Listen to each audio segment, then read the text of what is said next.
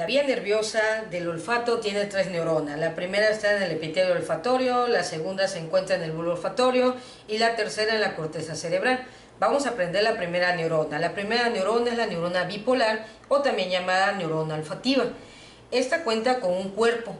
El cuerpo neuronal es ligeramente redondo y tiene dos porciones, una porción apical y una porción basal. La porción apical se continúa con una prolongación periférica. Esta prolongación periférica corresponde a las dendritas. Estas dendritas, cuando se acercan al epitelio olfatorio, se dilatan y originan una estructura que recibe el nombre de vesícula olfatoria. La vesícula termina en unas prolongaciones. Estas prolongaciones pueden ser de 13 a 23 aproximadamente y reciben el nombre de cilios olfatorios. Estos cilios en su superficie tienen receptores para la sustancia odorífera. Posteriormente, la porción basal se continúa con una prolongación central. Esta prolongación central recibe el nombre de axón. Este es el que cruza la lámina cribosa del etmoides, pero no es solo, sino va acompañado aproximadamente entre 10 a 15 axones. Posteriormente, esos axones van a formar el filete nervioso olfativo y se dilata para formar la terminal axónica que termina en los botones axónicos. Estos botones axónicos hacen sinapsis. ¿Con quién? Con las dendritas de dos neuronas que se encuentran en el bulbo olfatorio. Esas dos neuronas que se encuentran en el bulbo olfatorio, una corresponde a las células de mitral y otra corresponde a las células de penacho. Esta sinapsis va a continuar posteriormente a través de la cintilla olfatoria. Ahora te voy a platicar la traducción nerviosa de los cilios olfatorios.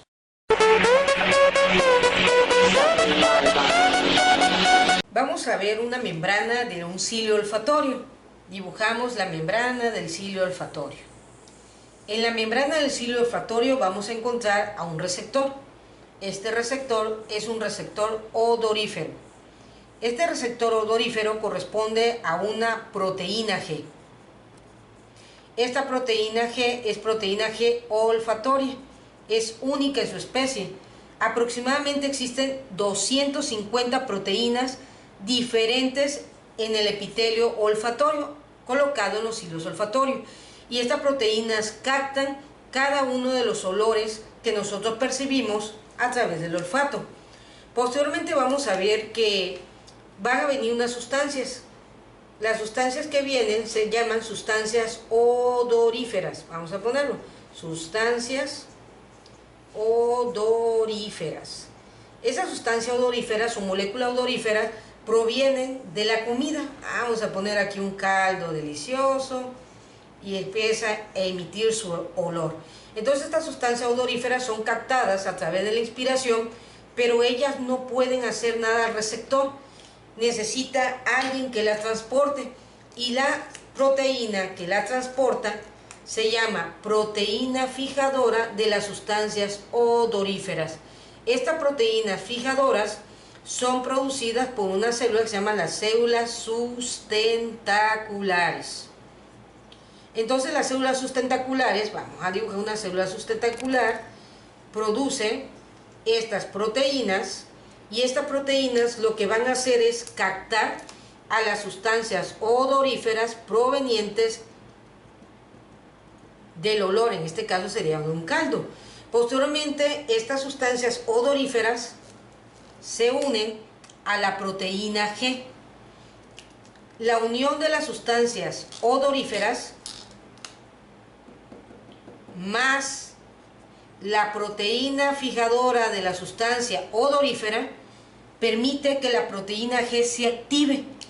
Y esta proteína G, una vez activada, lo que va a hacer es que va a su vez activar a un segundo mensajero, adenil ciclasa. Y el adenil ciclasa lo que va a ocasionar es que va a convertir una molécula de ATP en un adenosín monofosfato cíclico. El adenosín monofosfato cíclico va a ir directamente a la membrana a activar a dos canales iónicos, el canal de ion de sodio y va a activar el canal de ion de calcio. El canal de ion de sodio, una vez activado, permite que el sodio que está en el espacio extracelular entre directamente en el interior de los cilios olfatorios. Al tener carga positiva, lo que va a ocasionar en este caso es que cambie el potencial de la membrana. Antes la membrana tenía carga negativa, ahora se transforma en carga positiva. Y esto origina lo que se llama despolarización. También tenemos el ingreso del calcio. Ingresa el calcio. Y el calcio cuando ingresa tiene dos funciones. Una, permitir la activación de más adenilciclasa. Dos, permitir la despolarización de esta neurona. De esta forma, la despolarización va a través de los hilos olfatorios, vesícula olfatoria, dendritas, cuerpo de la neurona bipolar, en este caso prolongación central, y directamente va a parar al bulbo olfatorio.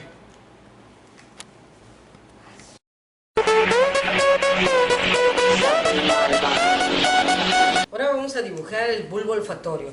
El bulbo olfatorio es una dilatación proveniente del telencéfalo. Esta dilatación mide aproximadamente 15 milímetros de longitud. El bulbo olfatorio está compuesto por 5 capas. La primera capa corresponde a la porción terminal del axón de la primera neurona, de la neurona bipolar. Este axón penetra al bulbo olfatorio y es una fibra amielínica. Posteriormente va a ser sinaxis en la segunda capa. La segunda capa vamos a encontrar los axones de dos neuronas importantes. Una neurona es la neurona en penacho y la otra neurona que vamos a encontrar es la neurona mitral. Entonces aquí podemos ver un axón de la neurona bipolar haciendo sinaxis con las dendritas de las células en penacho. Y también tenemos una dendrita de la neurona mitral. Entonces tenemos aquí otra terminación axónica de la primera neurona.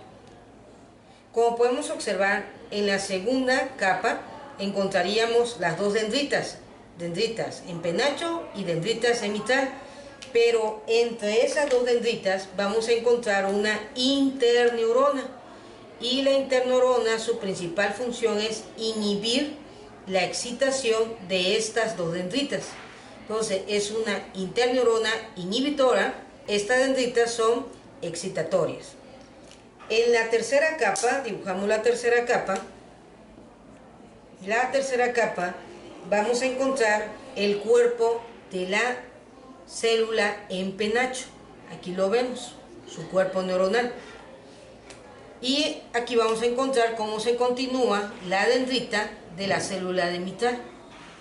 En la cuarta capa, vamos a dibujar la cuarta capa, vamos a encontrar, aquí está la cuarta capa, encontramos el cuerpo de la neurona mitral.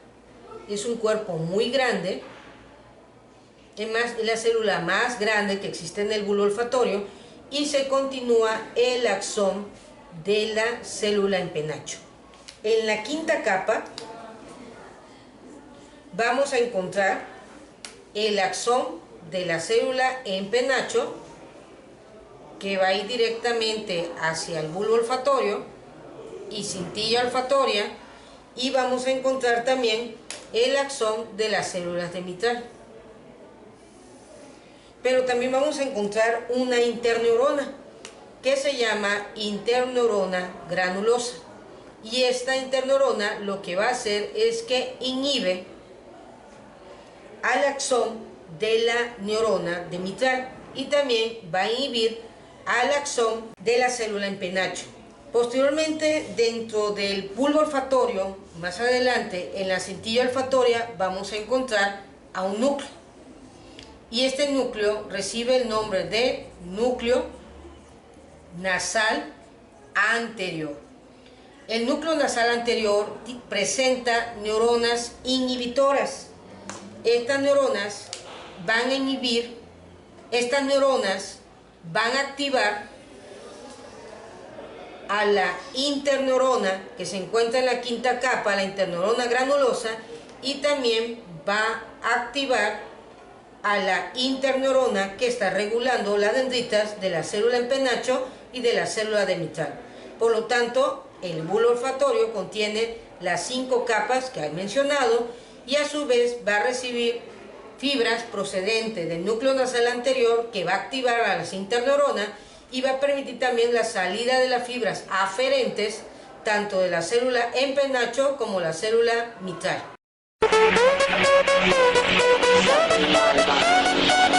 El bulbo olfatorio, como ya había mencionado, es una estructura que tiene 5 capas. Este bulbo olfatorio se continúa con la cintilla olfatoria y la cintilla olfatoria a su vez se divide en dos, en una cintilla medial que es delgada y una cintilla lateral que es gruesa. La cintilla lateral se va a continuar con las estructuras del gancho del hipocampo y con el área piriforme. En el gancho del hipocampo, en su interior, vamos a encontrar un núcleo. Corresponde al núcleo amigdalino, o también llamada la amígdala cerebral. Esto que estamos viendo es el uncus o gancho del hipocampo. Esto corresponde a la corteza del hipocampo o caballito de mar. Aquí también encontramos el área entorrinal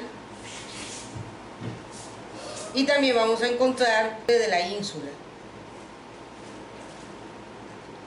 Todas estas estructuras vamos a llamarla corteza entorrinal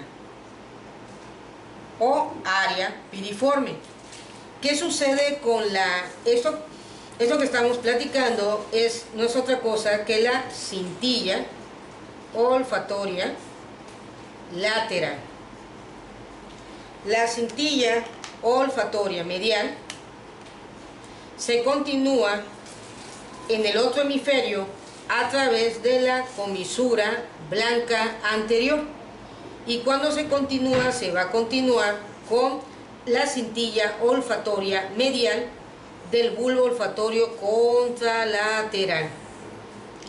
¿Cuál es el objetivo de esta continuación? Acordémonos que tenemos un núcleo en la cintilla olfatoria que se llama núcleo olfatorio anterior. Este núcleo manda sus axones por la cintilla olfatoria medial, cruza la comisura blanca anterior, llega directamente a la cintilla olfatoria medial contralateral, llega a la cintilla olfatoria y ella va a activar a las dos interneuronas, a la interneurona que estaba en la quinta capa, la interneurona granulosa, y la interneurona de la segunda capa. Estas interneuronas lo que van a hacer es inhibir la excitación de la célula de mitral y la célula en penacho.